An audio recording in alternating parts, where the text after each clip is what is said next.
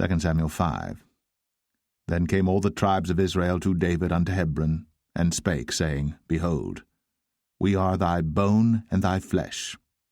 Also in time past, when Saul was king over us, thou wast he that leddest out and broughtest in Israel. And the Lord said to thee, Thou shalt feed my people Israel, and thou shalt be a captain over Israel. So all the elders of Israel came to the king to Hebron, and King David made a league with them in Hebron before the Lord, and they anointed David king over Israel. David was 30 years old when he began to reign, and he reigned 40 years. In Hebron he reigned over Judah 7 years and 6 months, and in Jerusalem he reigned 33 years over all Israel and Judah. And the king and his men went to Jerusalem unto the Jebusites, the inhabitants of the land, which spake unto David, saying, Except thou take away the blind and the lame, thou shalt not come in hither, thinking, David cannot come in hither. Nevertheless, David took the stronghold of Zion, the same is the city of David. And David said on that day, Whosoever getteth up to the gutter, and smiteth the Jebusites, and the lame and the blind, that are hated of David's soul, he shall be chief and captain. Wherefore they said, The blind and the lame shall not come into the house. So David dwelt in the fort, and called it the city of David. And David built round about from Millo and inward. And David went on, and grew great, and the Lord God of hosts was with him. And Hiram king of Tyre sent messengers to David, and cedar trees, and carpenters, and masons, and they built David an house.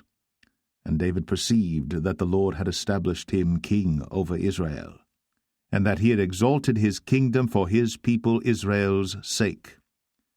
And David took him more concubines and wives out of Jerusalem, after he was come from Hebron, and there were yet sons and daughters born to David. And these be the names of those that were born unto him in Jerusalem, Shammua, and Shobab, and Nathan, and Solomon, Ibhar also, and Elishua, and Nepheg, and Japhia, and Elishama, and Eliada, and Eliphalet. But when the Philistines heard that they had anointed David king over Israel, all the Philistines came up to seek David, and David heard of it, and went down to the hold. The Philistines also came and spread themselves in the valley of Rephaim. And David inquired of the Lord, saying, Shall I go up to the Philistines? Wilt thou deliver them into mine hand? And the Lord said unto David, Go up, for I will doubtless deliver the Philistines into thine hand. And David came to Baal Perazim, and David smote them there, and said, The Lord hath broken forth upon mine enemies before me, as the breach of waters.